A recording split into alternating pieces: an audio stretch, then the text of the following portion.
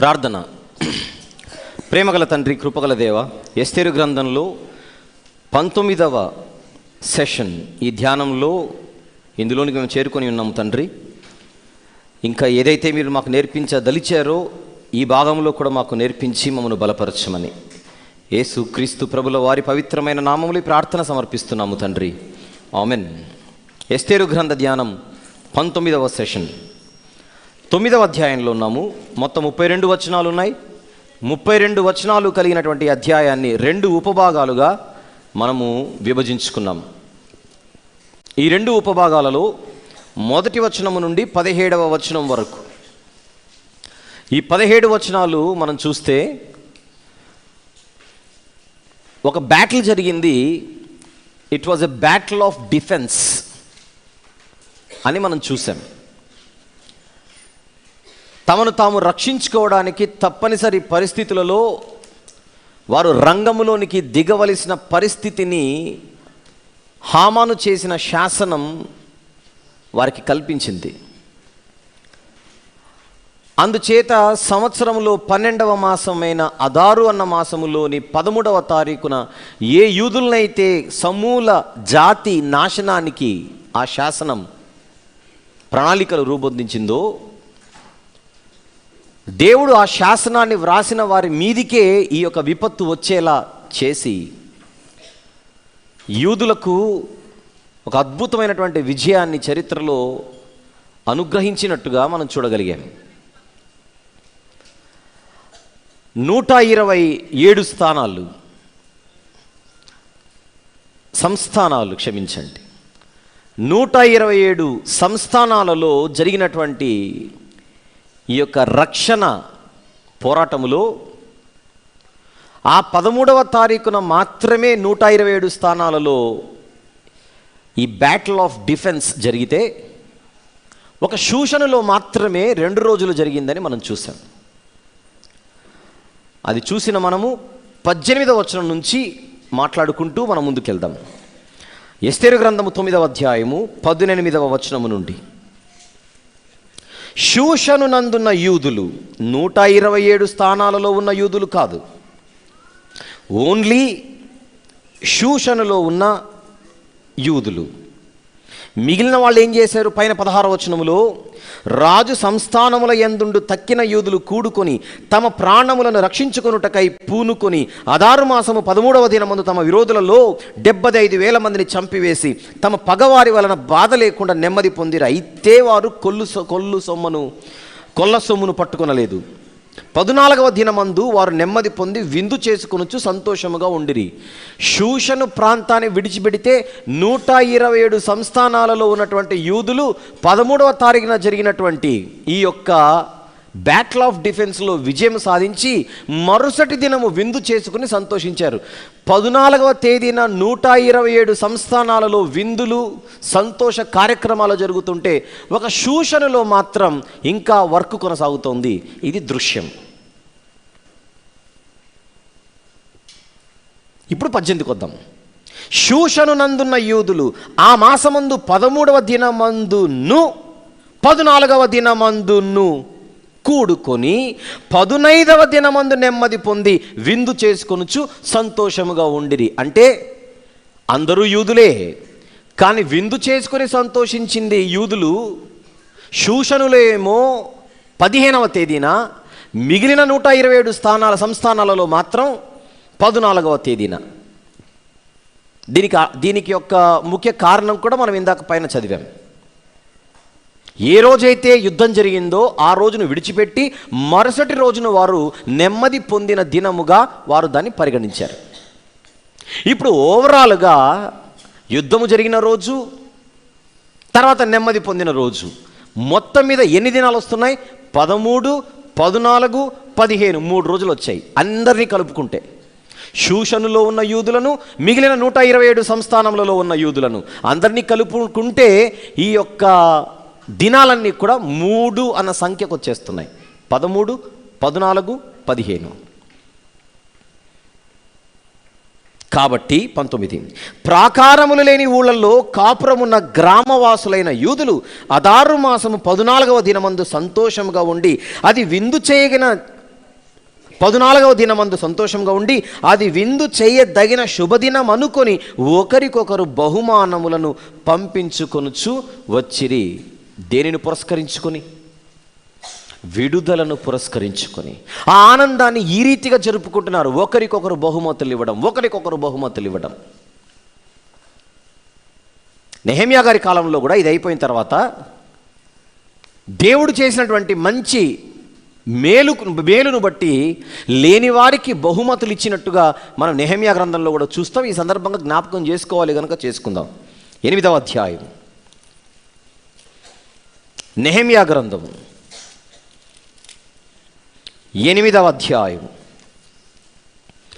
12వ వచనము చూద్దాం ఒకసారి. 12. ఆ తర్వాత జనులు తమకు తెలియజేయబడిన మాటలన్నిటినీ గ్రహించి తినుటకును త్రాగుటకును లేని వారికి ఫలాహారములు పంపించుటకును సంభ్రముగా ఉండుటకు ఎవరి ఇండ్లకు వారు వెళ్ళిరి.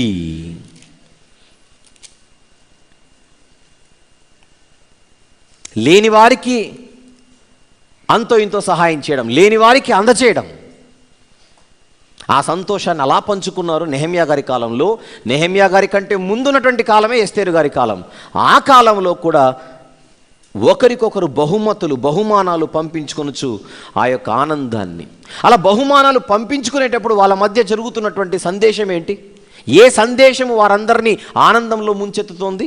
దేవుడు దయచేసిన విడుదల, దేవుడు దయచేసిన విమోచన, దేవుడు దయచేసిన విడుదల. ఎవరి చేతిలో నుండి? హామాను చేతిలో నుండి, హామాను లాంటి వారి చేతిలో నుండి, పగవారి చేతిలో నుండి, దుష్టుని సంబంధికులందరి చేతిలో నుండి. 13వ తారీఖున పోవలసిన ప్రాణాలు ఇంకా ఉన్నాయి అనంటే దేవుడు దయచేసిన విడుదల. అందును బట్టి ఆనందం, అందును బట్టి సంతోషం. దానిని పురస్కరించుకొని ఒకరితో ఒకరు వాళ్ళ ఆనందాన్ని పంచుకుంటూ బహుమానాలు ఇచ్చిపుచ్చుకుంటున్నారనంటే ఈ యొక్క అద్భుతమైనటువంటి సన్నివేశం మన కళ్ళ ముందు కనబడుతోంది. ఆ కారణం కూడా మన కళ్ళ ముందు కనపడుతోంది సుస్పష్టంగా. ఈ పాయింట్ అలాగనే మనసులో ఉంచుకొని అలా నెమ్మదిగా పేజ్ తిప్పండి, మీరు ఆనందిస్తారు. మీరు పేజ్ తిప్పగానే ఆనందిస్తారు. ఎందుకో లాస్ట్ పేజ్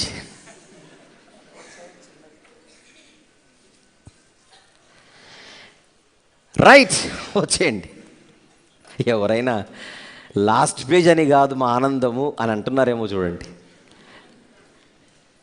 చా చా చా చా చా అయినా పర్లేదు, వద్దాం. మొర్దెకై గారు మాత్రం ఒక మంచి జ్ఞాని అని చెప్పాలి. ఆయనలో ఉద్రేకం ఉండదు, ఆవేశం ఉండదు, పొంగిపోయి వెంటనే అప్పటికి మాత్రమే తాత్కాలిక ఆనందాన్ని పొంది తర్వాత వెళ్ళిపోయే రకం కాదు. ఈ 3 రోజులు 13 వదిలిపెట్టేయండి, 14, 15 127 సంస్థానాలలో ఒక ఆనందకరమైన దినాలుగా, 127 సంస్థానాలలో 14వ దినం పండుగ రోజు. పండుగ అంటే ఆనందంగా గడిపే దినం. కానీ మనుషులకుండే ఒక నైజం ఏంటంటే చేసిన మేలును కొద్ది కాలమే గుర్తుపెట్టుకొని తర్వాత మర్చిపోతారు. అవునా? ఎవరైనా మనకు సహాయం చేస్తే మనకు త్వరగా మర్చిపోయే జబ్బు మనకు ఉంటుంది. పానదాయకుల అధిపతి వలె. ఎవరా పానదాయకుల అధిపతి? యోసేపు గారు చెరసాలలో ఆదరించే మాటలు చెప్పి గుండె బగిలే పరిస్థితిలో ఉంటే కాపాడి బయటికి పంపించాడు. నా గురించి ఫరో రాజుకు 2 మాటలు చెప్పమన్నాడు. వెళ్ళిన వెంటనే మర్చిపోయాడట పానదాయకుల అధిపతి. తెలిసిన వాళ్ళు రెఫరెన్స్లు తీయండి, తెలియని వారు హాయిగా అలానే కూర్చోండి సైలెంట్గా, వెతకడానికి కూడా మనసు రాక. తెలుసు. ఆదికాండము 40 చివరి వచనం 23వ వచనం. అయితే పానదాయకుల అధిపతి యోసేపును జ్ఞాపకము చేసుకొనక అతనిని మరచిపోయెను. 3 రోజులకే. ఆ పైన మీరు చదివితే 3 రోజులకే. అంత మంచి మేలు చేసిన యోసేపును 3 రోజుల్లోనే మరిచిపోయాడు పానద్దాయకుల అధిపతి. పరువు పోతోంది యుద్ధభూమిలో. ఇశ్రాయేలీలకు ఎవరున్నా లేకున్నా మా రాజున్నాడు సౌలు అని అనుకున్నారు అందరూ. గొల్యాతు రాగానే సౌలు గారు కూడా తోకముడి చెల్లిపోతున్నాడు. ఫిలిస్తీయుల చేతిలోనికి ఇశ్రాయేలీలు జారిపోయే అంచున ఉన్న రోజులవి. చిన్నవాడైన సుందర దావీదు వచ్చి గొల్యాతును చంపి సౌలుకు మేలు చేస్తే దారిన పోయేవాళ్ళు ఏదో పాట పాడారని అమ్మలు చంటోడి మీద బాణమెత్తి పెట్టాడు సౌలు. చేసిన మేలు ఏం చేశాడు? మరచిపోయాడు. కళ్ళ ముందు ప్రతిరోజు మనము చూసే మనకు తెలిసిన మనుషులు సహాయం చేస్తేనే మనం మర్చిపోతుంటే, కనిపించని దేవుడు ఎంత పెద్ద సహాయం చేసినా 6 రోజుల్లో మర్చిపోం మనం. ఎన్ని మర్చిపోలేదు మనం.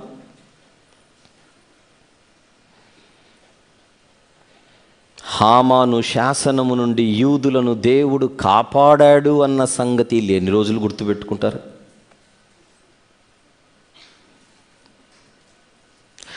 అడ్డొచ్చిన ఎర్ర సముద్రాన్ని అవలీలుగా చీల్చి నడిపిస్తేనే సముద్రం దాటిన తర్వాత మర్చిపోయారట ఇల్లు. ఇది ఎక్కడి చోద్యం చూడండి. ఐగుప్తీయులకు 3 చెరువుల నీళ్లు తాపించి సముద్రంలో వారిని ముంచాడు, వీరిని ఎత్తుకొని వచ్చాడు బయటికి. సముద్రపు సీనొక్కటి చాలండి ఇశ్రాయేలీయులు ఆయన పాదాలు పట్టుకొని బతికేయడానికి. మర్చిపోయారట. ధర్మశాస్త్రాన్ని ఇచ్చి ఇది మీ పిల్లలకు చెప్పాలి, ఆ పిల్లలు మాల పిల్లలకు చెప్పాలని దేవుడు చెబితే వాళ్ళు ఏం చేశారో చూడండి. ఒకసారి కీర్తనల గ్రంథంలో చూద్దాం. 78వ కీర్తన, కీర్తనల గ్రంథములోని 78వ కీర్తన 8 నుంచి 11 వచనములు నేను చదువుతాను. 8 నుండి 11 వచనములు. ఆయన యాకోబు సంతతికి శాసనములను నియమించెను, ఇశ్రాయేలు సంతతికి ధర్మశాస్త్రమును అనుగ్రహించెను. మన పితరులు తమ పుత్రులకు దానిని తెలుపవాలని వారికి ఆజ్ఞాపించెను. విండ్లను పట్టుకొని యుద్ధ సన్నద్ధులైన ఎఫ్రాయిము సంతతి వారు యుద్ధకాలమున వెనక్కు తిరిగిరి. వారు దేవుని నిబంధనను గైకొనకపోయిరి, ఆయన ధర్మశాస్త్రమును అనుసరింపనొల్లకపోయిరి. నెక్స్ట్ 11వ వచనం. ఆయన క్రియలను, ఆయన వారికి చూపిన తన ఆశ్చర్య క్రియలను వారు మరచిపోయిరి. అది జబ్బు, మరచిపోయిరి. ఉందా జబ్బు? దేవుడు చేసిన ఆశ్చర్య క్రియలను మరిచిపోతున్న జాతి. అది ఎంత పెద్ద మేలైనా దేవుడు చేస్తే మనిషి మర్చిపోతున్నాడు. ఐగుప్తు నుండి ఒంటి చేత్తో తీసుకొని వచ్చిన సంగతే మరిచిపోయిన వాళ్ళు హామాను శాస్త్రం నుంచి కాపాడాడన్న విషయం ఎన్ని రోజులు గుర్తుపెట్టుకుంటారు చెప్పండి? 6 నెలలు తిరగకుండానే మర్చిపోరు.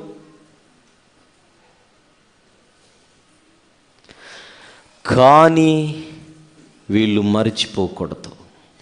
వీళ్ళు మాత్రమే కాదు, వీళ్ళ తర్వాత వచ్చే తరాల వారు కూడా మర్చిపోకూడదు అని నిర్ణయించుకున్నాడు మొర్దెకై. ఇది దూరాలోచన. అసలు ఒకనాడు పస్కా పండుగ దేవుడు ఆచరించమని చెప్పినప్పుడు కూడా ఆయన ఉద్దేశం అదే. ఎందుకు పస్కా పండుగ చేయమన్నాడు? ఆ పస్కా పండుగలో మీరు చేయవలసిన రొట్టెలు పొంగకూడదు, నీటితో ఆ పస్కా పశువు యొక్క మాంసాన్ని ఉడకబెట్టకూడదు, చేదు కూరలు జత చేయాలి, త్వరపడుచు తినాలి, నడుముకు కట్టుకోవాలి, చేతిలో కర్ర పట్టుకోవాలి, చెప్పులు తొడుగుకోవాలి. ఇంత విచిత్రమైనటువంటి పద్ధతిలో పస్కా భోజనాన్ని ప్రతి సంవత్సరం మీరు చేయాలన్నాడు కనానుకి వెళ్ళిన తర్వాత. ఎందుకా అని చదివితే ఆ నిర్గమాకాండం 12, 13 అధ్యాయాలు తర్వాత మీరు చదవండి. అప్పుడు అంటాడు దేవుడు, మీరు వెళ్ళిన తర్వాత మీకు పుట్టే పిల్లలు మీరు చేస్తున్న దీనిని చూసి ఇది ఏమిటి అని అడిగితే, ఇక మీదట నీ కుమారుడు ఒక్కనాడు ఐగుప్తులో బానిస బతుకు మేము బతుకుతుంటే ఆ దాసగృహములో నుండి యెహోవా మమ్మను రక్షించాడని మీ పిల్లలకు మీరు నేను చేసిన దానిని చెప్పాలి. అందుకే ఈ పస్కా పండుగ. ఐగుప్తు నుంచి విడుదల, అది పస్కా పశువు యొక్క రక్తము ద్వారా వారికి దొరికిన విమోచన. అది ఏమిటి అని అడుగుతారు భవిష్యత్తులో. అసలు మీరే చెప్పాలి. మీ పిల్లలు పుట్టగానే, వాడికి ఊహ వస్తుండగానే, అసలు మనమున్న ఈ కనాను భూమి మనది కాదురా, ఒకప్పుడు దాసగృహంలో బతుకుతున్నాం మనము. దేవుడు ఒంటి చేత తీసుకొని వచ్చాడు అరణ్యంలో కాపాడుకొని. పగటి వేళ మేఘస్తంభాన్ని, రాత్రి వేళ అగ్నిస్తంభాన్ని మన కొరకు కావలిగా ఉంచి రక్షించాడు. వేసుకున్న దుస్తులు మాసిపోకుండా, వేసుకున్న పాదరక్షలు అరిగిపోకుండా. ఆకలైతే ఆకాశం నుండి ఆహారాన్ని ఇచ్చాడు, దాహమైతే బండలో నుంచి నీళ్ళు ఇచ్చాడు. అంత గొప్ప దేవుడు భిక్షముగా ఇస్తే మనకు వచ్చిందిరా ఈ వాగ్దాన భూమి అని మీరు చెప్పాలి. కానీ మీరు చెప్పరని తెలుసు. అందుకే వారే మిమ్మల్ని అడిగేలా నేను ఒక పండుగ ఏర్పాటు చేస్తున్నాను.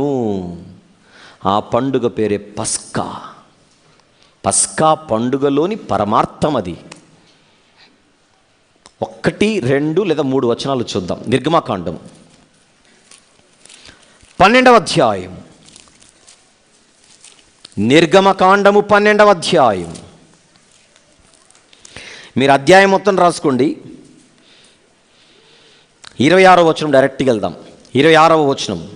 మరియు మీ కుమారులు మీరు ఆచరించు ఈ ఆచారం ఏమిటని మిమ్మల్ని అడుగునప్పుడు మీరు ఇది యెహోవాకు పస్కా బలి. ఆయన ఐగుప్తీయులను హతము చేయించు మన ఇండ్లను కాచినప్పుడు ఆయన ఐగుప్తులో ఉన్న ఇశ్రాయేలీయుల ఇండ్లను విడిచిపెట్టెను ఆనవాలేనని చెప్పెను. అప్పుడు ప్రజలు తలలు వంచి నమస్కారం చేసి కీర్తనల గ్రంథంలో మరిచిపోయి. అదే కదా, ఇక్కడ తలకాయ దించి నమస్కారం చేసి అక్కడ మరిచిపోయారని చూస్తున్నాం మనం. 13వ వచనం, క్షమించండి, 13వ అధ్యాయం 8వ వచనం. మరియు ఆ దినమున నీవు నేను ఐగుప్తులో నుండి వచ్చినప్పుడు యెహోవా నాకు చేసిన దాని నిమిత్తము పొంగని రొట్టెలను తినుచున్నానని నీ కుమారునికి తెలియజెప్పాలి. దేవుడు నాకు చేసిన దాని నిమిత్తం ఇది చేస్తున్నాను అని మీ పిల్లలకు మీరు చెప్పడానికే మీ చేతికి రొట్టె ఇస్తున్నాను అంటున్నాడు అక్కడ పాత నిబంధన. 14వ వచనం, అదే 13వ అధ్యాయం 14వ వచనం. ఇక మీద నీ కుమారుడు ఇది ఏమిటి, ఈ రొట్టె ఏంటి, ఈ ఫుడ్ ఏంటి, ఈ టేస్ట్ ఏంటి, ఈ కర్రీ ఏంటి, నువ్వు నిలబడి తినడం ఏంటి, ఏంటి డాడీ ఇది అని అడిగితే ఏం చెప్పాలి? నీ కుమారుడు ఇదేమిటి అని నిన్ను అడుగునప్పుడు నీవు వాని చూచి బాహుబలము చేత యెహోవా దాసగృహమైన ఐగుప్తులో నుండి మనల్ని బయటికి రప్పించెను, ఫరో మనల్ని పోనీయకుండా తన మనసును కఠినపరుచుకునగా యెహోవా మనుషుల తొలి సంతానమేమి, జంతువుల తొలి సంతానమేమి, ఐగుప్తు దేశంలో తొలి సంతానమంతయు సంహరించెను. ఆ హేతువు చేత నేను మగదైన ప్రతి తొలిచూలు పిల్లను యెహోవాకు బలిగా అర్పించుదును. ఐగుప్తు నుండి దేవుడిచ్చిన విడుదలను పురస్కరించుకొని ఈ పండుగ చేయుచున్నాను నాయనా. ఐగుప్తు నుండి ఒకనాడు వచ్చిన రక్షణ, అది దేవుడు దయచేసిన రక్షణ. ఇది దేవుడు దయచేసిన రక్షణ అని తరతరాలుగా నిలిచిపోవాలంటే ఈ పండుగను మీరు ఆచరించాలి. ఇది పండుగ వెనకలున్న పరమార్థం.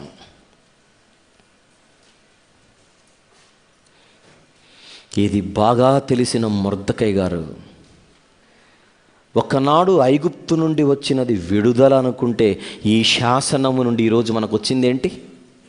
విడుదల. ఇది మామూలు విడుదల కాదు. ఐగుప్తు నుంచి ఒకనాడు వచ్చిన విడుదల ఎంత పెద్దదో ఇది కూడా అంతే పెద్దది. అక్కడ ఐగుప్తు ఒకటే, ఇక్కడ 127 సంస్థానములు. 127 సంస్థానములన్నిటిలో కాపాడేశాడు దేవుడు యూదులను. ఎంత గొప్ప విమోచన ఇది, ఎంత గొప్ప విడుదల ఇది. తెలివైన మొర్దెకై గారు ఆలోచించి ఎస్తేరు గారితో కలిసి ఇశ్రాయేలీలకు ఇప్పుడు ఒక బాధ్యత అప్పగించాలని నిర్ణయించుకున్నాడు. క్రీస్తు పూర్వం 474లో హామాను శాసనము చేసి ఆ సంవత్సరము 12వ మాసాన 13వ తారీఖున ముహూర్తం ఏర్పాటు చేశాడు. కానీ సీన్ రివర్స్ అయింది. యూదులకు విజయం వచ్చింది. మరుసటి దినం నెమ్మది పొంది విందులు చేసుకుని ఆనందించారు, బాగానే ఉంది. కానీ ఎంతకాలం ఉంటుంది ఆనందం? అది వారానికి చల్లబడిపోదు, నెలకు మర్చిపోరు, సంవత్సరం తర్వాత జరిగింది కూడా అడిగినా కూడా చెప్పలేరేమో. కానీ అది జరగకూడదంటే, మరచిపోకూడదంటే, దేవుడిచ్చిన విడుదలను మనుషులు తరతరాలుగా గుర్తించుకోవాలంటే నేనేం చేయాలి? దేవుడు ఏం చేశాడో అదే చేయాలి.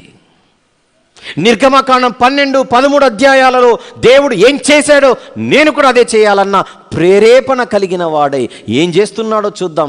20వ వచనము నుండి. ఏ పుస్తకం? 9వ అధ్యాయం ఎస్తేరు గ్రంథం 20.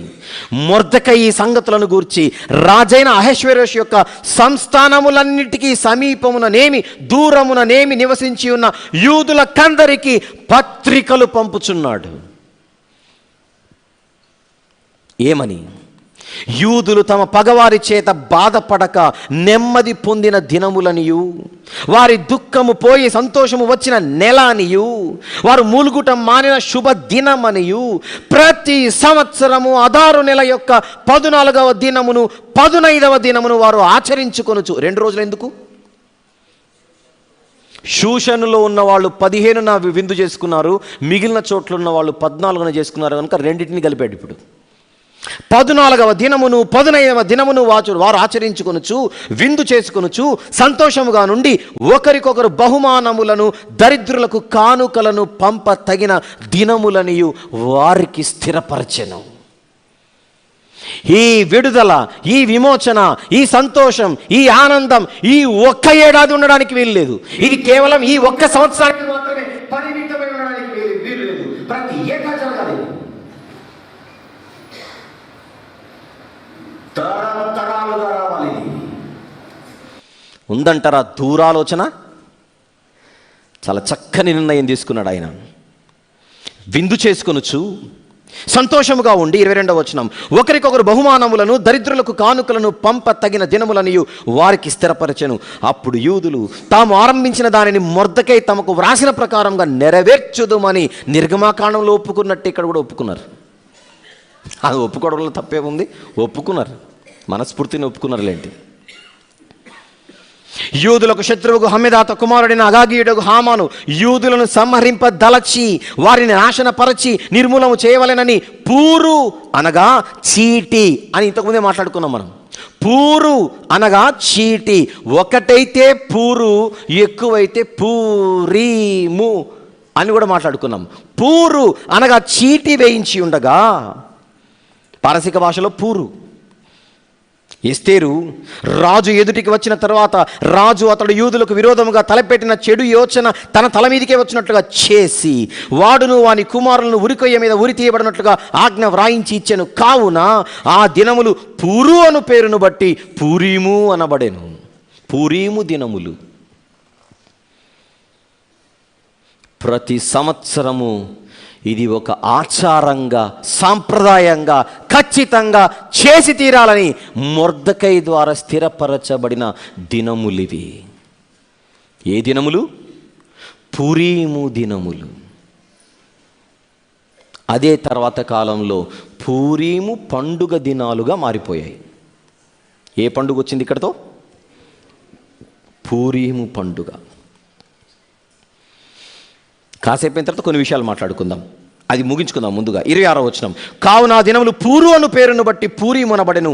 ఈ ఆజ్ఞలో వ్రాయబడిన మాటలన్నిటిని బట్టి, ఈ సంగతిని బట్టి, తాము చూచిన దానిని అంతటిని బట్టి, తమ మీదికి వచ్చిన దానిని బట్టి యూదులు ఈ 2 దినములను గూర్చి వ్రాయబడిన ప్రకారముగా ప్రతి సంవత్సరము వాటి నియామక కాలమును బట్టి వాటిని ఆచరించదమనియు, ఈ దినములు తరతరముగా ప్రతి కుటుంబములోను, ప్రతి సంస్థానములోను, ప్రతి పట్టణములోను జ్ఞాపకము చేయబడినట్లుగా. అది ముఖ్యమైన పాయింట్. అది జ్ఞాపకము చేయబడినట్లుగా నొక్కి నొక్కి మూడోసారి చెబుతున్నాను. నేను కాసేపు తర్వాత మళ్ళీ అడుగుతాను ఇక్కడికి వచ్చి.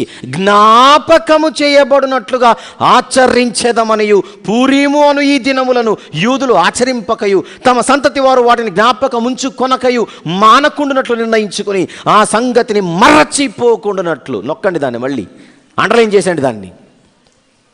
జ్ఞాపకం ఉంచుకోవాలి, మరచిపోకూడదు. ఆ 2 పాయింట్స్ చూడండి అక్కడ. జ్ఞాపకం ఉంచుకోవాలి, మరచిపోకుండానట్లు తమ మీదను తమ సంతతి వారి మీదను తమతో కలుసుకున్న వారి మీదను ఇది ఒక బాధ్యతగా ఉండునని ఒప్పుకొనిరి.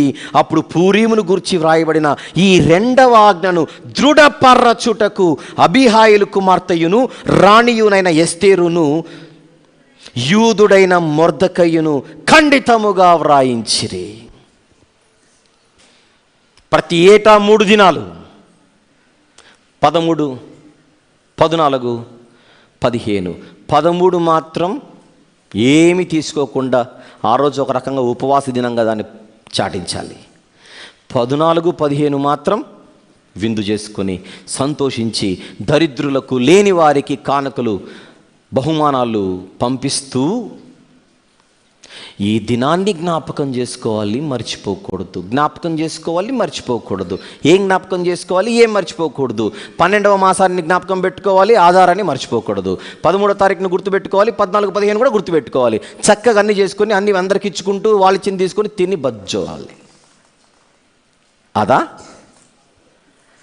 ఏంటి జ్ఞాపకం చేసుకోవాలి? ముఖ్యంగా దేవుడు దయచేసిన విడుదల. అది జ్ఞాపకం చేసుకోవాలి. డేట్ గుర్తుపెట్టుకోవడం కాదు, ఫుడ్ ఐటెం గుర్తుపెట్టుకోవడం కాదు. ఇంత డీటెయిల్డ్గా చదువుకున్న తర్వాత ఏం జ్ఞాపకం చేసుకోవాలంటే మీరు డేట్ అని చెప్పకూడదు, ఆ రోజున ఏం చేసుకోవాలో ఐటెం చెప్పకూడదు. ఈ 3 దినాలు వాళ్ళు జ్ఞాపకం చేసుకోవాల్సిన ప్రధానమైనది దేవుడిచ్చిన విమోచన, విడుదల. ఒకనాడు ఐగుప్తు నుంచి దయచేసినట్టుగా ఇక్కడ కూడా ఆయన దయచేసినది విడుదల. వీళ్ళు ఎంత బాధ్యత తీసుకున్నారు చూడండి ఇద్దరు కలిసి. సహజంగా యూదులలో స్త్రీలు ఎక్కువగా బయటికి రారు. ఎక్కువ పనులలో పురుషులు ముందు ఉంటారు, వెనకల స్త్రీలు ఉంటారు. కానీ ఈ సీన్లో మాత్రం ఒక స్త్రీమూర్తి ముందు నిలబడింది ప్రజల రక్షణ కోసం. ఇంత భయంకరమైన పెను ప్రమాదము నుండి రక్షించడానికి దేవుడు ఎవరు నిలబెట్టాడు అక్కడ?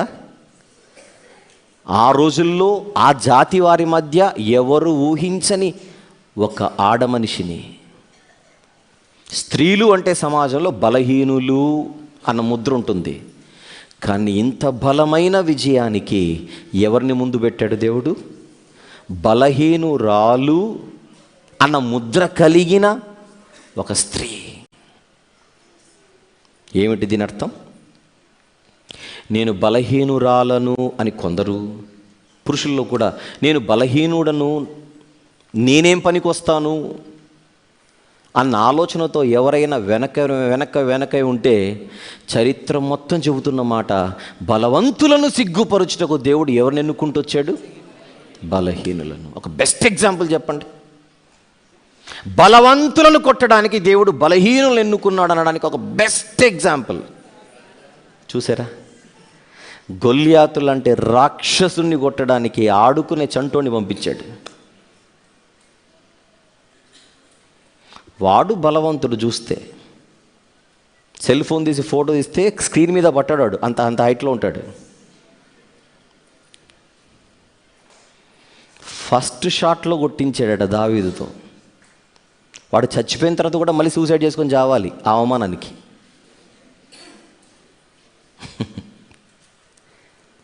గిద్యోనుతో యుద్ధం చేయించేటప్పుడు పిరికివాడు. నిజానికి గిద్యోను భయస్థుడు.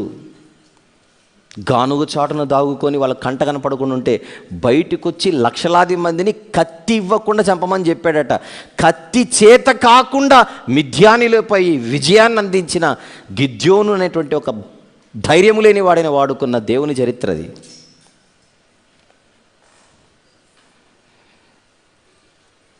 ఒక ఆడమనిషిని ముందు పెట్టి లక్షలాది యూదులను రక్షించిన చరిత్ర ఇక్కడ. అది దేవుడు. ఇది మరిచిపోతే ఎలా? తరతరాలుగా గుర్తుండవలసిన చరిత్ర ఇది. మరిచిపోతారేమోనని మరలా దానిని దృఢపరచుటకు. ఆల్రెడీ 20వ వచనంలో పత్రికలు పంపిస్తున్నాడు, ఇందాక చూసాం. 20వ వచనంలో యూదులకందరికీ పత్రికలను పంపుతున్నాడు. అది ఆల్రెడీ ఫస్ట్ అయిపోయింది. ఇప్పుడు మరలా పత్రికలు.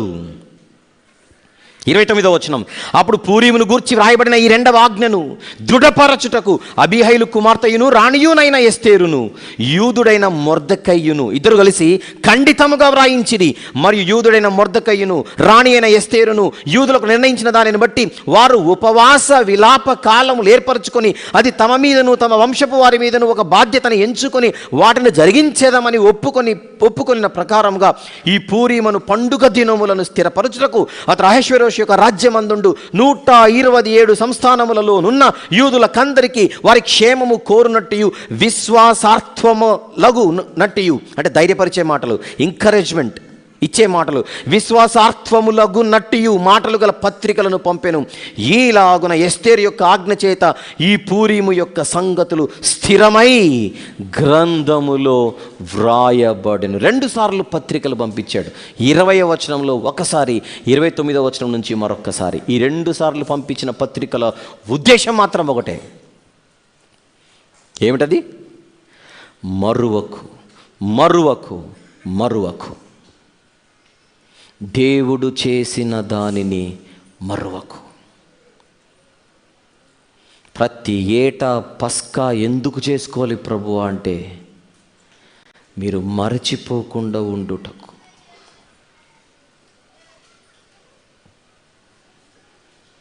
ప్రతి ఏటా పూరీము పండుగలను ఎందుకు చేసుకోవాలయ్యా అని మొర్దెకైని, ఎందుకమ్మా అని ఎస్తేరు గారిని అడిగితే మరచిపోకుండా ఉండుటకు. దేవుడిచ్చిన విడుదలను మర్చిపోకూడదు, దేవుడిచ్చే విమోచనను మర్చిపోకూడదు, దేవుడిచ్చిన రక్షణను మర్చిపోకూడదు. రైట్. పస్కాను గుర్తుపెట్టుకోండి, అందులోని ఉద్దేశాన్ని మర్చిపోకండి. పూరీమును గుర్తుపెట్టుకోండి, అందులోని ఉద్దేశాన్ని మర్చిపోకండి. ఈ రెండిటిలో ఉద్దేశం మాత్రం ఒకటే, జ్ఞాపకము ఉంచుకొనుటకు, మరిచిపోకుండా ఉండుటకు. అది అలానే మనసునందు ఉంచుకొని లూకాసు వార్తకు వద్దాం ఒక్కసారి. ఈ 2 విషయాలు అలానే మనసులో ఉంచుకోండి. ఫస్ట్ వచనాలు రాసుకుందాం. 22వ అధ్యాయం, 22వ అధ్యాయం 19వ వచనము చూద్దాం ఒక్కసారి. 19, పిమ్మట ఆయన ఒక రొట్టె పట్టుకొని కృతజ్ఞతాస్తుతులు చెల్లించి దానిని విరిచి వారికిచ్చి, ఇది మీ కొరకు ఇయ్యబడుచున్న నా శరీరము, నెక్స్ట్ మాట, నన్ను జ్ఞాపకము చేసుకొనుటకు దీనిని చేయుడి. ఏదో లింక్ కనపడట్లేదు మీకు? కాన్సెప్ట్ ఒకేలా అనిపించట్లేదు మీకు? ఇప్పుడు ఏదో మీకు తగలాలి. అది తగులుతుండగానే కొరింథీ పత్రిక కూడా ఒకసారి తీద్దాం.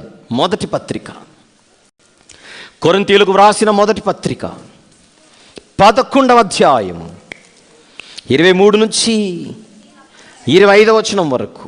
నేను మీకు అప్పగించిన దానిని ప్రభువు వలన పొంది తిని, ప్రభు అయిన యేసు తాను అప్పగింపబడిన రాత్రి ఒక రొట్టెను ఎత్తుకొని కృతజ్ఞతాస్తుతులు చెల్లించి దానిని విరిచి, ఇది మీ కొరకైన నా శరీరము, నన్ను జ్ఞాపకము చేసుకున్నట్టకై, సేమ్ నన్ను జ్ఞాపకము చేసుకున్నట్టకై దీనిని చేయడని చెప్పాను.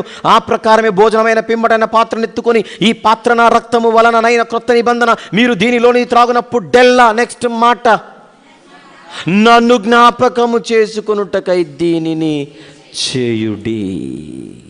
ఈ రొట్టెను తిని ఈ పాత్రలోనిది త్రాగునప్పుడెల్లా ప్రభువు వచ్చు వరకు ఆయన మరణమును జ్ఞాపకమున్నోళ్ళు ప్రచురించుదురు. అది పాయింట్ అక్కడ. ఎవరు ప్రచురించుదురు? తిని తాగి వెళ్ళిపోయిన వాళ్ళు కాదు, తిని తాగి ఒక ఉద్దేశాన్ని గుర్తుంచుకున్న వాళ్ళు ప్రచురించుదురు. రొట్టెందుకు తీసుకోవాలట? బల్లలో జ్ఞాపకము చేసుకొనుటకు. పాత్రలోనిది ఎందుకు త్రాగాలట? జ్ఞాపకము చేసుకొనుటకు. అడుగుతున్నాను, ఏమి జ్ఞాపకము చేసుకోవాలి? విడుదల. అవునా కాదా? యేసుక్రీస్తు వారి శిలువ బలియాగము వలన ప్రపంచ మానవాళికి వచ్చినదేంటో చెప్పండి, ఆలోచించి. విడుదల, విమోచన. ఆయన అమూల్యమైన రక్తము వలన మనకు వచ్చినదేంటి? విమోచన. పేతురు గారు రాసిన మొదటి పత్రిక కదూ, చూడండి. పేతురు గారు రాసిన మొదటి పత్రిక 1వ అధ్యాయము 19వ వచనములోన అమూల్య రక్తం గురించి మాట్లాడుచున్నది.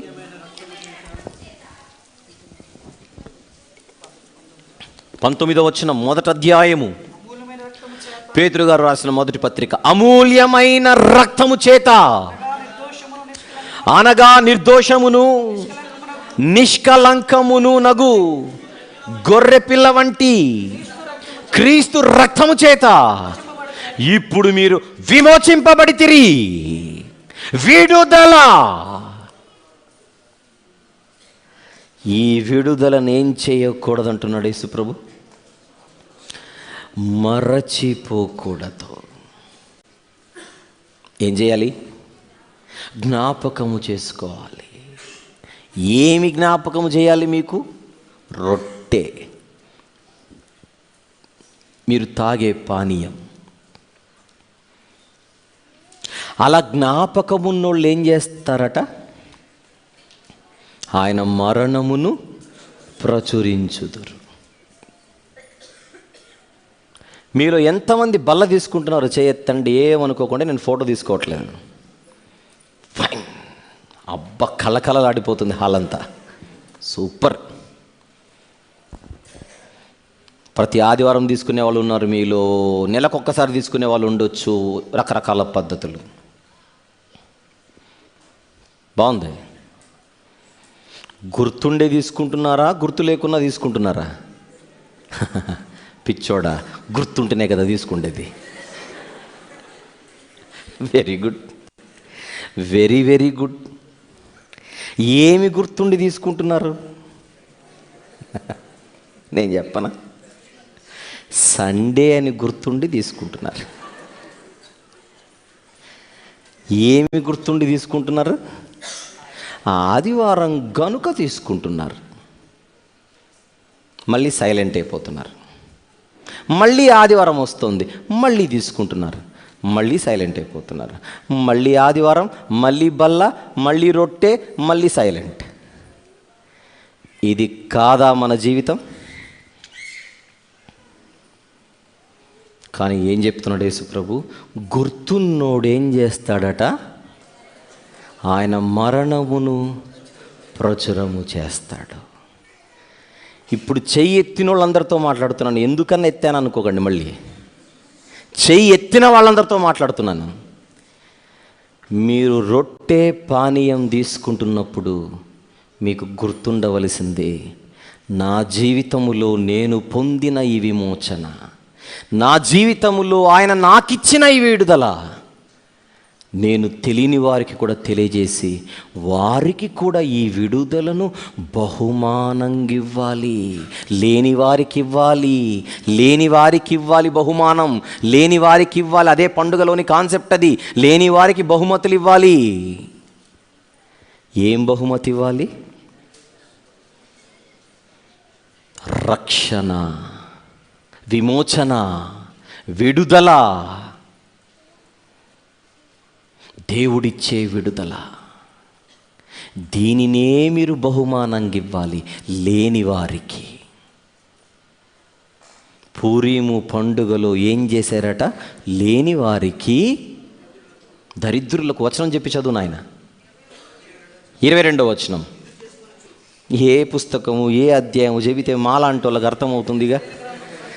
ఎస్తేరు గ్రంథము 9వ అధ్యాయము 22వ వచనమా, విందు చేసుకొనుచు సంతోషముగా ఉండి ఎవరికి? ఒకరికొకరికి బహుమానములు, దరిద్రులకు కానుకలు. అవన్నీ లేని వారికి బహుమానాలుగా ఇచ్చే దినాలు. అసలు పూరీము పండుగ కూడా పెట్టకపోతే హామాను చరిత్ర, ఎస్తేరు చరిత్ర ఎప్పుడో మర్చిపోయేవాళ్ళు వీళ్ళందరూ.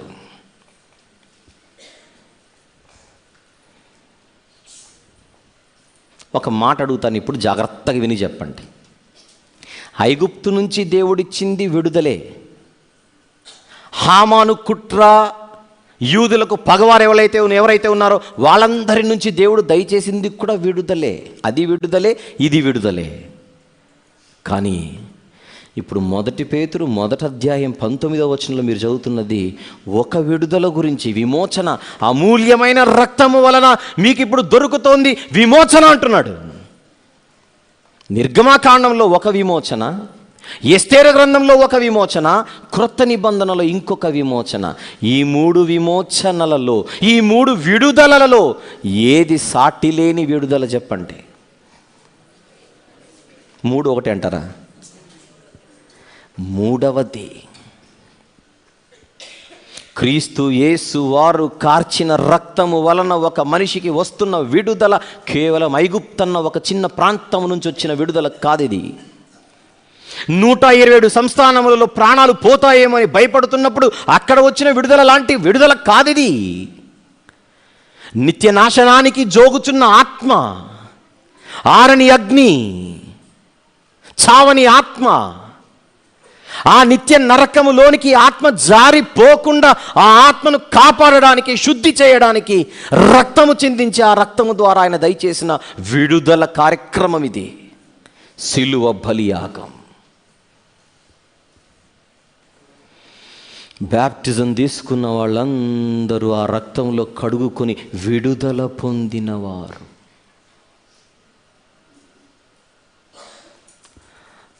ఐగుప్తు నుంచి వచ్చిన విడుదలనే తరతరాలుగా నిలిచిపోవాలని చెప్పాడు.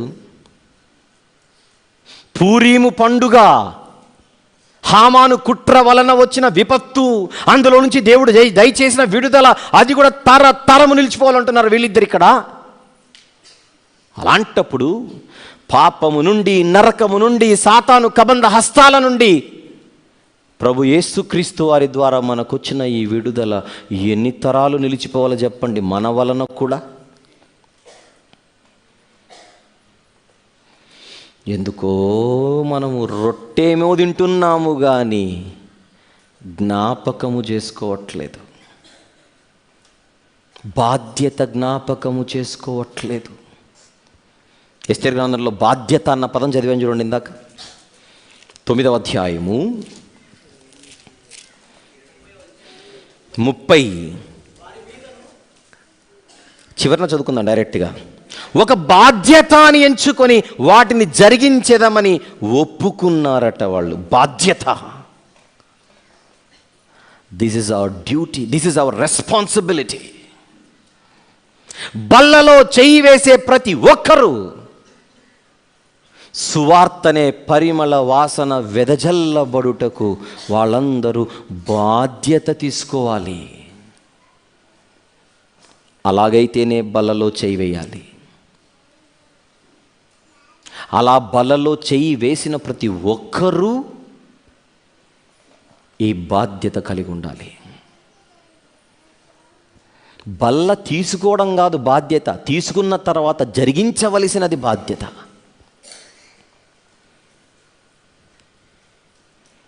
మనకు ఒక జబ్బు ఉంది కదా, మతి మరుపు. అందుకే పస్కా పండుగ మర్చిపోతారేమోనని. రొట్టెలిచ్చినా మర్చిపోయారట, కీర్తన గ్రంథంలో రిజల్ట్ అది. రొట్టిచ్చినా మర్చిపోయారట. పస్కా పండుగ ఎట్లా చేసుకున్నారనుకుంటున్నారు వీళ్ళు? తిన్నారు, పడుకున్నారు. కానీ ఎందుకు రొట్టె, ఎందుకు పానీయము, ఎందుకు అక్కడ పానీయం కాదు, ఎందుకు రొట్టె, ఎందుకు ఈ పండుగ? పిల్లలకు చెప్పడం మర్చిపోయారట. పిల్లలకు చెప్పడం మర్చిపోయారు. యెహోవానైనను ఆయన ఇశ్రాయేలీయుల కొరకు చేసిన కార్యములనైనను ఎరుగని తరం ఒకటి పుట్టిందంటే ముందున్నోళ్ళు చెప్పనందుకే కదా ఈ తరం పుట్టింది.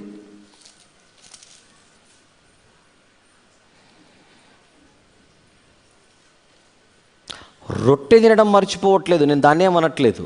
రొట్టె మాత్రం గుర్తుపెట్టుకొని తింటున్నాం మనం. కానీ ఎందుకు రొట్టె ఇచ్చాడన్న సంగతి మర్చిపోయాం. ఎప్పుడు ఒక ఎగ్జాంపుల్ చెప్తుంటా నేను. ఒక మతిమరుపున్న కొడుక్కి నాన్న లెటర్ ఇచ్చి, ఒరే పోస్ట్ ఆఫీస్కి వెళ్ళి పోస్ట్ బాక్స్లో లెటర్ పోస్ట్ చేసిరా అని చెప్పాడట. లెటర్ పోస్ట్ చేసి రారా అని చెప్పాడు. కానీ వీడికి ప్రాబ్లం ఉందని తెలిసి మతిమరుపు, చేతిలో లెటర్ ఇచ్చి జేబులో ఇంత రాయి వేసాడట. ఎందుకు? ఆ రాయి బరువైనా వీడికి లెటర్ని గుర్తు చేస్తుందని.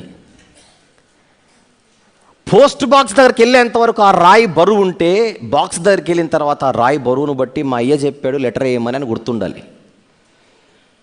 వాడు సీరియస్ అయ్యి వెళ్ళాడు, నాకెందుకు ఈ రాయి వేస్తున్నావని. ఒరే నీ గురించి నాకు తెలిసి వెళ్ళరా అని పంపించాడు. నేను ఏంటో చూపిస్తానని వెళ్ళాడు బయటికి. కరెక్ట్గా పోస్ట్ ఆఫీస్కి వెళ్ళాడు, పోస్ట్ బాక్స్ దగ్గరికి వెళ్ళాడు, రాయేసి లెటర్ తెచ్చాడు. ఏమేసి లెటర్ తెచ్చాడు? రాయేసి లెటర్ తెచ్చాడు. వచ్చి అలా ఏముంది నిలబడ్డాడు, చూసావా అని లెటర్ పట్టుకొని. వాళ్ళ అయ్యాక అప్పుడే డౌట్ వచ్చింది, ఈడేం చేసాడు అర్థమైపోయింది. రాయి ఎక్కడుంది అంటే పోస్ట్ చేసి వచ్చా అని చెప్తున్నాడు ఇటు.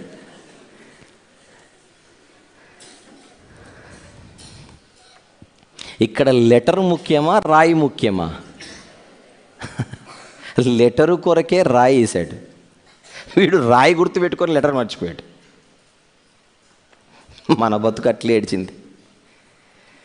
రొట్టిచ్చి విడుదలను గూర్చిన వార్త చెప్పమన్నాడు. ఆ విడుదలను గూర్చిన వార్త ముఖ్యం. మనం రొట్టె పట్టుకొని వార్త మర్చిపోయాం. ఇప్పుడు చెప్పిన పోస్ట్ బాక్స్ ఎగ్జాంపుల్లోని వీడికి మనకు తేడా ఏముందో చెప్పండి. నవ్వుకున్నాం కానీ తినడమే బాధ్యత అనుకుంటున్నాం, తాగడమే బాధ్యత అనుకుంటున్నాం. కానీ ఎందుకు తినాలో, ఎందుకు తాగాలో గుర్తు లేకుండా, తెలియకుండా, గ్రహించకుండా, ఎరుగకుండా లాగిచ్చేస్తున్నాం వారం వారం. పైపెచ్చుకునేమో అనుకుంటాం. దేవుని మాటలు చెప్పడం అంటే అయ్యగారి పనే, మాది కాదు. మళ్ళీ మీరెందుకు రొట్టె తీసుకుంటున్నారు? అయ్యగారే తీసుకోవాలి. మళ్ళీ రొట్టెమో అందరికీ, బాధ్యత ఏమో అయ్యగారిది మాత్రమే.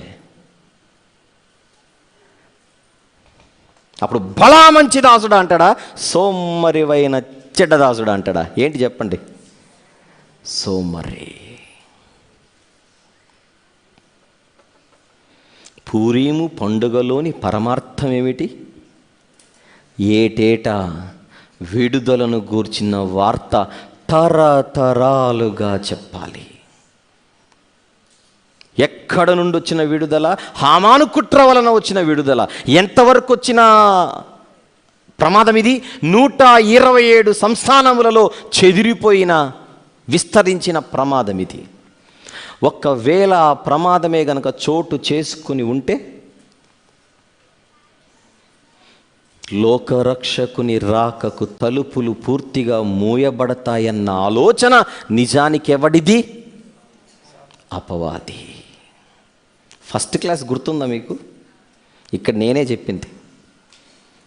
ఏం చెప్పాను?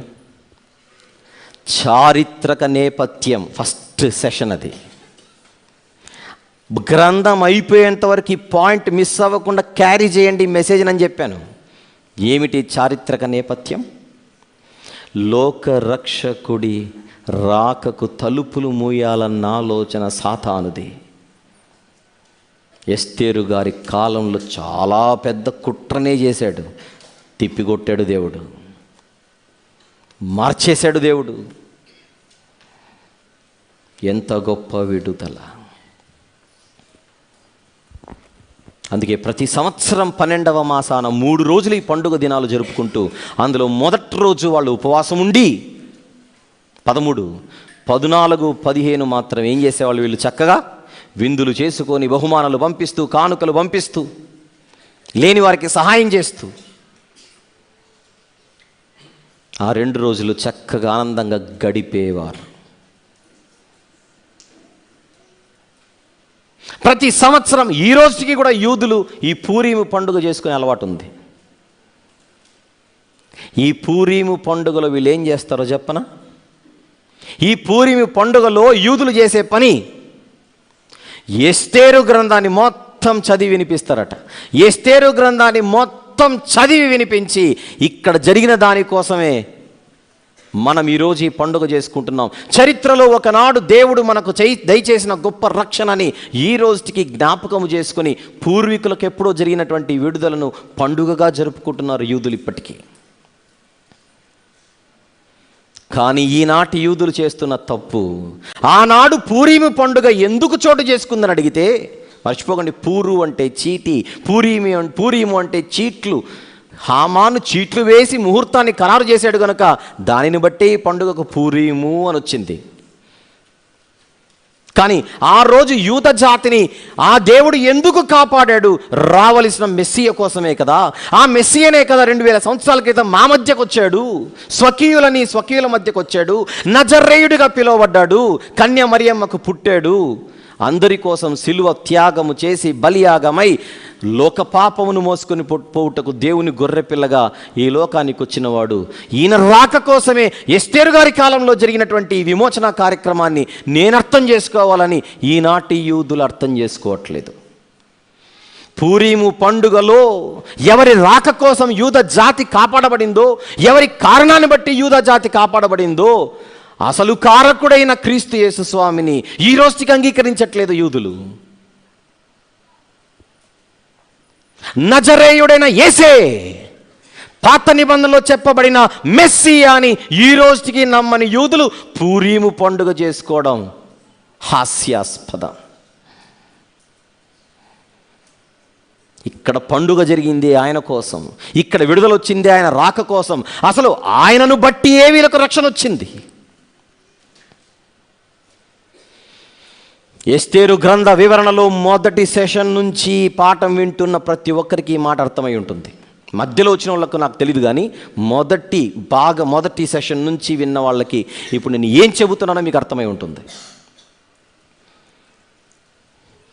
127 సంస్థానములలో ఉన్న యూదులకు విడుదల ఎవరిని బట్టి వచ్చింది, ఎవరి కారణాన్ని బట్టి వచ్చిందనంటే, కళ్ళు మూసుకొని చెప్పేయండి, రావలసిన రారాజు గారి రాక కోసమే వీళ్ళందరూ బతుకు ఊపిరి పొందగలిగారు, బ్రతికింపబడి బయటపడ్డారు. ఎస్తేరు గ్రంథంలో క్రీస్తు యేసు ప్రభు చరిత్ర ఇది. పూరీము పండుగలో జ్ఞాపకం చేసుకోవాల్సింది, ఎస్తేరుని జ్ఞాపకం చేసుకుంటారా హ్యాపీ, మొర్దెకైని జ్ఞాపకం చేసుకుంటారా హ్యాపీ, ఇంకందరినీ చేసుకుంటారా హ్యాపీ. కానీ ఇశ్రాయేలీలు చేసిన తప్పేంటి, చేస్తున్న తప్పేంటి? ఇప్పటికీ అందులో ఉన్న మర్మమై ఉన్న క్రీస్తును గుర్తించలేకపోయారు. ఎస్తేరు గ్రంథంలో మర్మమై ఉన్న రక్షకుని చరిత్రిది. ఆ రక్షకుడి రాక కోసమే జాతిని కాపాడాడు. వీళ్ళేదో మంచోళ్ళని కాదు,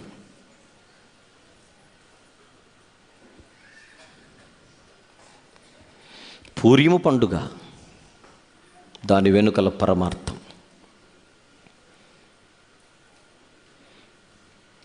సమర్పణ కలిగిన వారు, ధైర్యవంతులు, గుణవంతులు, ఆలోచనా పరులు, ఆవేశము లేనివారు, తొందరపాటు లేనివారు, మంచి ప్రార్థనా పరులు, ఏదైనా ఒక కీలకమైనటువంటి పని చేసే ముందుగా నేను రాణినని కానీ నేను ప్రధానినని కానీ అనుకోకుండా వారు దేవుని కళ్ళ ఎదుట దీన వస్త్రం అన్న దానిని ధరించుకొని ప్రార్థనా సహాయంతో ముందుకెళ్ళిన వీరులు, యోధులు, చరిత్రను తిరగరాసిన వాళ్ళే ఎస్తేరు, మొర్దెకై. గ్రౌండ్ లెవెల్ నుంచి, క్షేత్రస్థాయి నుండి అంతఃపుర స్థాయికి ఎదిగిన, వర్ధిల్లిన, చరిత్రలో ఎప్పటికీ నిలిచిపోయే అన్నా చెల్లెళ్ళు పెరిగింది మాత్రం తండ్రి కుమార్తెల వలె.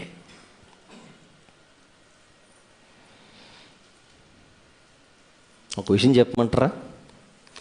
వీళ్ళిద్దరూ పొరపాటున వాళ్ళ కోసమే గనక బతికి ఉంటే ఇలా పేర్లు కూడా మన వరకు వచ్చేవి కాదు. లైఫ్ తర్వాత దేవుడు ఎరుకు, వీళ్ళెవరో కూడా మనకు తెలిసేది కాదు. నేటికి సుమారు 2480 సంవత్సరాలకు పూర్వము జరిగిన ఈ చరిత్ర ఈ రోజుటికి కళ్ళ ముందు ఉండి మనకు గొప్పగా ఉన్నత స్థాయిలో కనబడుతున్న ఈ ఇద్దరు ఇంత గొప్పగా కనబడడానికి గల కారణం వాళ్ళ జీవితాల్లో వారు చేసింది, వారిని వారు ఉపేక్షించుకొని ఇతరుల కోసం ఆలోచించి వారి రక్షణ నిమిత్తము పాటుపడిన వాళ్ళు. అలా ఉంటేనే అన్నమాట వారి పేర్లు చిరస్థాయిగా నిలిచిపోతాయి. ఫిలిప్పీయులకు రాసిన పత్రిక, అపోస్తలుడైన పౌలు గారు ఫిలిప్పీయులకు రాసిన పత్రిక 2వ అధ్యాయము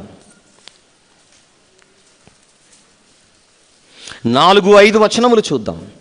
4-5 వచనములు. మీలో ప్రతి వాడును తన సొంత కార్యములను మాత్రమే గాక ఇతరుల కార్యములను కూడా చూడవలెను. క్రీస్తు యేసునకు కలిగిన ఈ మనస్సు మీరునూ కలిగి ఉండుడి. పరలోకమును విడిచిపెట్టి దేవునితో ఉండుట విడిచిపెట్టకూడని భాగ్యమని ఎంచుకొనక, మనిషిగా పుట్టి దాసుని స్వరూపము ధరించుకొని మరణము పొందునంతగా, ఏ మరణం? సిలువ మరణము పొందునంతగా తనను తాను తగ్గించుకొని రిక్తునిగా చేసుకున్నాడట. అది ఆయన మనస్సు.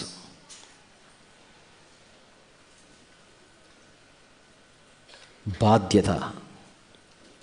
లక్షలాది మంది జీవితాలను భుజాన మోసుకొని వారున్న స్థితిని కూడా వారి సొంత ప్రయోజనం కోసం వారు వాడుకోకుండా ఎప్పటికీ ఈ విడుదలను గూర్చిన ఆలోచనలు ప్రతి ఒక్కరి హృదయంలో ముద్రింపబడాలన్న ఉద్దేశంతో యూదులకు వాళ్ళు చాలా ఖండితంగా పంపించిన 2 మార్లు పత్రికలు. ఎందుకు ఇంత జాగ్రత్త? జాగ్రత్త, జాగ్రత్త, జాగ్రత్త, జాగ్రత్త. దేవుడు ఏది చేసినా మనం మర్చిపోతాం. అది మర్చిపోకూడదు. బాప్తిస్మము తీసుకున్న ప్రతి ఒక్కరూ ఎప్పటికీ గుర్తుపెట్టుకోవాల్సింది అదే. ఒకప్పుడు నేను పాపిని, భయంకరమైన ప్రమాదంలో ఉన్నవాడను, కానీ తన కృపచేత నన్ను రక్షించుకొని ఈరోజు ఇక్కడ నిలబెట్టాడు దేవుడు. నా పాపపు జీవితాన్ని కడిగి, ఆ శిలువ రక్తంలో నా జీవితాన్ని కడిగి నాకు విమోచన దయచేశాడు. నేను మర్చిపోకూడదు. తెలియని వారికి తెలియచేయాలి. ఇది నా బాధ్యత. కడగబడిన తర్వాత నాకున్న పరిశుద్ధతను నేను జాగ్రత్తగా శుద్ధి జీవితాన్ని నిలబెట్టుకోవాలి. ఇది నా బాధ్యత. రొట్టె తీసుకునేటప్పుడు, పానీయంలో అడుగు చేయి వేసేటప్పుడు మనం గుర్తుపెట్టుకోవాల్సింది ఏంటి? ఇది రొట్టె కాదు కదా, శరీరం కదా. ఇది పానీయము కాదు కదా, ఇది రక్తము కదా. రొట్టెలో ఏం కనిపించాలి మనకు? ఒకరి పార్థివ దేహం. ఆ పానీయంలో రక్తం కనిపించాలి.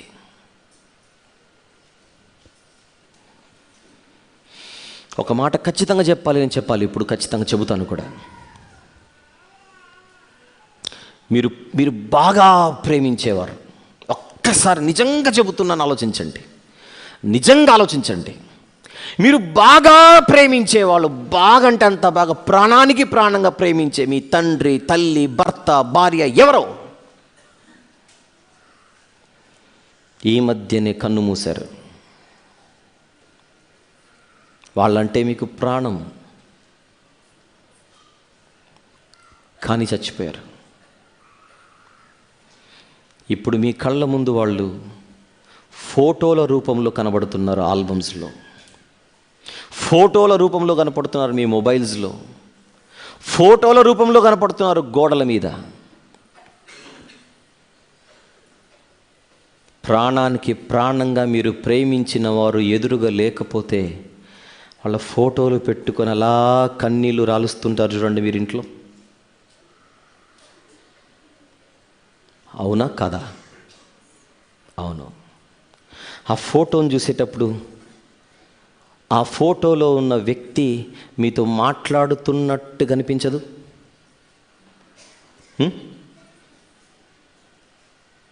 నువ్వు ఇలా ఉండు, ఇలా ఉండకూడదు, అలా ఉండు, ఇలా ఉండకూడదని వాళ్ళు బతికున్నప్పుడు నీకు చెప్పిన మాటలన్నీ ఈ ఫోటోలో ఉన్న వ్యక్తి అలా నిన్ను చూస్తూ చెబుతూ ఉంటాడు. పక్కనున్న వాళ్ళు వచ్చి ఇంకా ఎందుకు ఏడుస్తావంటే, లేదు, మా ఆయన బతికున్నప్పుడు ఇవే చెప్పాడు నాకు, మా నాన్న బతికున్నప్పుడు ఇవే చెప్పాడు నాకు, నా తల్లి బతికున్నప్పుడు ఇవే చెప్పింది నాకు.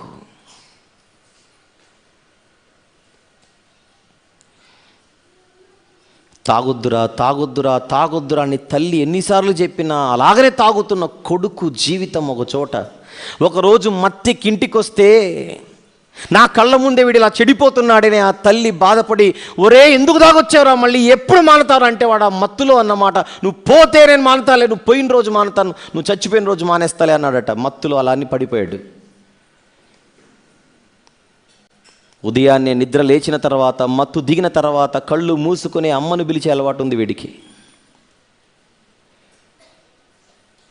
కాఫీ తీసుకొని రమ్మని, అమ్మా కాఫీ అనగానే ప్రతిరోజు వాళ్ళమ్మ కాఫీ తెస్తే కళ్ళు తెరిచి కాఫీ తాగి లేచి కూర్చుంటాడు. ఇది అలవాటు. ప్రతిరోజు జరిగినట్టుగానే ఈరోజు కూడా కళ్ళు తెరిచాడు. కళ్ళు మూసుకొని కాఫీ అమ్మ అని అరుస్తుంటే 5 నిమిషాలైనా అమ్మ రావట్లేదు. పావు గంట తర్వాత ఎందుకో కళ్ళు తెరిచి చూస్తే పక్కన వీడు మంచం పైన ఉన్నాడు. మంచం పక్కన ఫ్లోర్ మీద వాళ్ళమ్మ నిద్రపోతుంది. ఏంటి ఇంకా లేవలేదు అమ్మ అని చెప్పి లేచి, అమ్మ లేవవే కాఫీ కావాలని అడుగుతున్నాడు.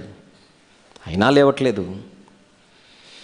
దగ్గరుండి వెళ్ళి అలా తడితే లేస్తుంది అనుకొని దగ్గరికి వెళితే పిలిచిన పలకలేని పరిస్థితుల్లో నిర్జీవంగా పడి ఉంది తల్లి.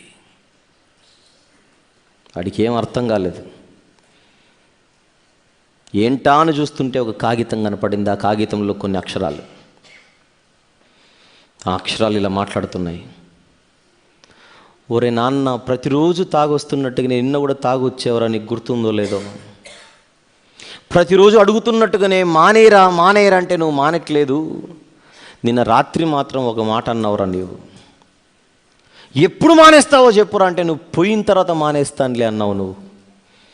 ఇది నీకు గుర్తుందో లేదో నాకు తెలియదు. నువ్వు చచ్చిపోతే నేను తాగడం మానేస్తానన్నావు. నువ్వు బాగుండడమే నాకు కావాలి, నువ్వు మానడమే నాకు కావాలి, నువ్వు మారడమే నాకు కావాలి.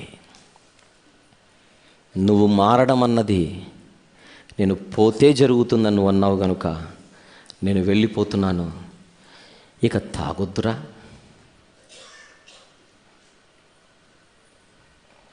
ఇక తాగొద్దురా. అది చూసి గుండెలు బాదుకొని ఏడుస్తున్నాడట వీడు. అయ్యో అయ్యో అయ్యో అమ్మ అమ్మ అమ్మ అని. అమ్మ రాదే. సమాధి కార్యక్రమాలు అయిపోయి, అంత్యక్రియలు అయిపోయి, 3వ దినము రోజు కూడా అయిపోయి, అందరూ వెళ్ళిపోయిన తర్వాత వారానికి అమ్మ ఫోటో పెట్టుకుని అలా కూర్చున్నాడు దీనంగా మూలన. ఎవరో వచ్చారు, ఏం చేస్తున్నాడంటే అమ్మ ఫోటో పెట్టుకొని చూస్తూ ఏడుస్తున్నాడు. ఎందుకురా ఏడుస్తున్నావు అంటే, మా అమ్మ బతికున్నప్పుడు తాగొద్దురా అని 100 సార్లు చెప్పింది, 1000 సార్లు చెప్పింది, లెక్క లేనన్ని సార్లు చెప్పింది. ఈ తాగుడు నేను మానడానికే ప్రాణం పెట్టింది.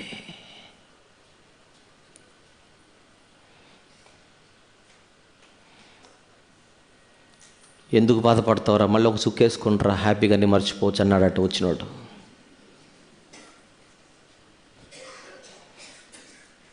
లేదు బాబాయ్, లేదు. మా అమ్మ ముందు లేకపోయినా ఈ ఫోటోలో ఉంది చూడు, ఎంత చక్కగా నవ్వుతోందో. ఈ అమ్మ చెబుతోంది, ఒరే నేను చచ్చిపోయిందే నువ్వు తాగొద్దని, నువ్వు త్రాగొద్దని చెప్పడానికే రా నేను చచ్చిపోయింది. నేను పోయిన తర్వాత మాత్రం ముట్టకురా. ఇంకా తాగను బాబాయ్, ఇంకా తాగను.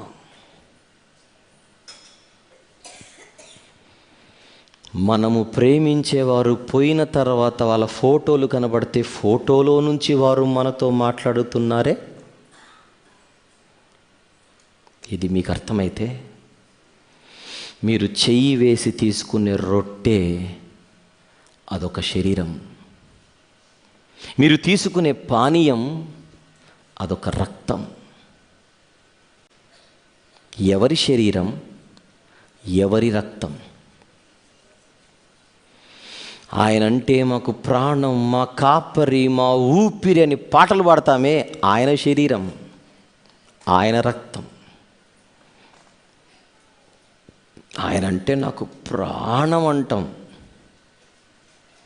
మీరు ప్రాణానికి ప్రాణంగా ప్రేమించే ఆయన శరీరం ఇది, ఆయన రక్తం ఇది. అలా మీరు తీసుకునేటప్పుడు ఆ రొట్టెలో ఆయన కనబడ్డం లేదా మీకు? అలా తీసుకునేటప్పుడు ఆ పాత్రలోని పానీయములో ఆయన రక్తం కనపడడం లేదా మీకు? నిజంగా మీరు ఆయనను ప్రేమించే వాళ్ళైతే ఇక మీదట ఆ రొట్టె నీతో మాట్లాడుతుండాలి, ఆ పానీయం నీతో మాట్లాడుతుండాలి. అది రొట్టె కాదిక, ఆ శరీరం మీతో మాట్లాడుతూ ఉండాలి, ఆ పానీయం మీతో ఆ రక్తం మీతో మాట్లాడుతుండాలి. ఏమని? నాయనా తీసుకుంటున్నావుగా, నాయనా త్రాగుతున్నావుగా.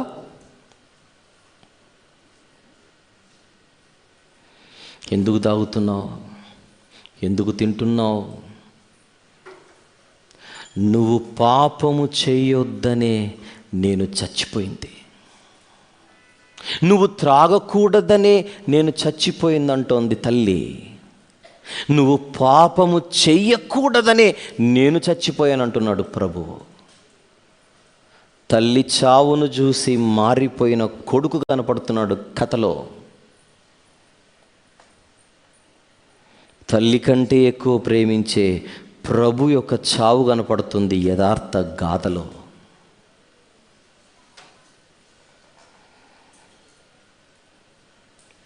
తల్లి మరణముతో తాగుడు మానేశాడు కుమారుడు. ప్రభు మరణముతో పాపాన్ని మనము మానకపోతే ఎలా? అది గుర్తు చేయడానికే రొట్టె, అది గుర్తు చేయడానికే పానీయం. దాని ద్వారా మనకొచ్చిన విడుదల. ఈరోజు ఇది ప్రపంచమంతా అందుబాటులో ఉంది. ఆయన శరీరం అందుబాటులో ఉంది, ఆయన రక్తం అందుబాటులో ఉంది. సువార్త ద్వారా అది అందుకున్నవాడు లోపలికొచ్చి కడుగబడి తన జీవితాన్ని శుద్ధి చేసుకుంటే ఆయన రక్తములో ఆయన తన ఓడలోనికి ఆహ్వానిస్తాడు. ఓడలోనికి వచ్చిన నీవు 10 మందికి చెయ్యిచ్చి వారిని కూడా ఈ రక్షణన్న ఓడలోనికి చేర్చాలి. బయటున్న వారిని లోపలికి తీసుకొని వచ్చి రక్షణ అనే ఓడలో ఒక సీటు వారికి బహుమానంగా ఇవ్వాలి. ఇది మనము చేసినప్పుడే విడుదల పండుగ మన జీవితాల్లో జరుగుతున్నట్టు. ఇది పూరీము పండుగ కాదు, నిజానికి ఏ పండుగ ఇది? విడుదల పండుగ. ఈరోజు మన కళ్ళ ముందు ప్రభు ద్వారా వచ్చినది అసలైన విడుదల. ఆ పండుగ ఏడాదికి ఒక్కసారి వచ్చేది కాదు, 365 రోజులు మనము ఖచ్చితంగా జరుపుకోవలసిన పండుగ ఇది. జరుపుకుంటున్నామా?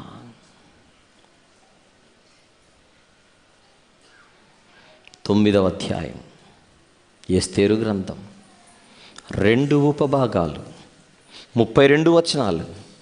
మొదటి వచనము నుండి 17వ వచనం వరకు ఏమిటది? విడుదలను గూర్చిన 2 దినములు.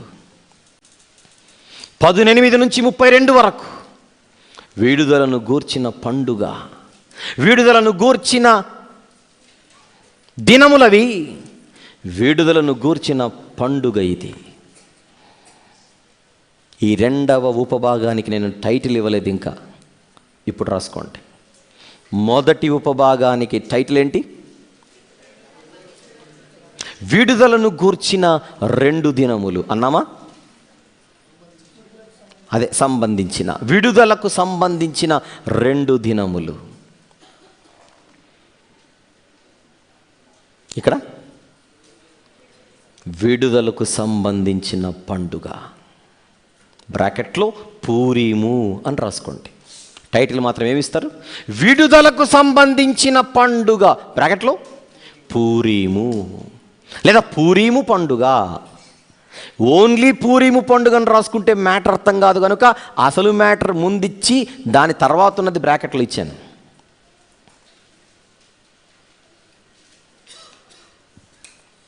ఇక్కడితో గ్రంథములోని 3వ భాగం సమాప్తం. మొత్తం ఎన్ని భాగాలు? 4. ఆ 4 భాగాలలో మొదటి భాగం మొదటి 2 అధ్యాయాలు, రెండవ భాగం 3 నుంచి 7 అధ్యాయాలు, మూడవ భాగం 8, 9 అన్న ఈ 2 అధ్యాయాలు కలిగిన ఈ భాగానికి మనం ఏమిచ్చాం?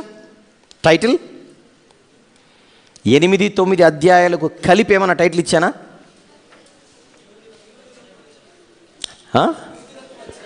యూదులకు వచ్చిన విడుదల. అది పాయింట్. యూదులకు వచ్చిన విడుదల, దాని కింద ఈ ఉపభాగాలు. 19 సెషన్లు మనకు పట్టాయి ఇది పూర్తి చేసుకోవడానికి. ఇక్కడితో 3వ భాగము సమాప్తం. ఇక మిగిలింది ఒకటే ఒక భాగం, అది 4వ భాగం. అందులో ఒకటే ఒక అధ్యాయం, అది 10వ అధ్యాయం. అందులో 3 వచనాలు మనకు ఆనందాన్ని ఇచ్చే మాట ఇది. ఈ 3 వచనాలను చిన్న బ్రేక్ తర్వాత మాట్లాడుకుందాం. ఒకటే పాట తర్వాత కంటిన్యూ చేద్దాం. ప్రార్థన. ప్రేమగల తండ్రి, కృపగల దేవ, విడుదల అన్నది ఎంత ముఖ్యమైనదో మేము పఠించగలిగాము తండ్రి. మీరు దయచేసిన విమోచన, మీరు దయచేసిన విడుదల చరిత్రలో ఆ విడుదలలో నుంచే ఒక పండుగ వచ్చింది. కానీ ఆ పండుగలోని పరమార్థం ఇశ్రాయేలీలు చాలామంది ఈ రోజుకి అర్థం కాలేని పరిస్థితిలో కనబడుతున్నారు. కానీ మా పరిస్థితి అలా ఉండకూడదని మేము ఆలోచించాము. ఇక ముగింపు భాగము మాత్రమే మిగిలి ఉంది. ఆ ముగింపులో కూడా మాకు సహాయం చేయమని యేసుక్రీస్తు ప్రభుల వారి ఘనమైన నామములో ఈ ప్రార్థన సమర్పిస్తున్నాము తండ్రి. ఆమెన్.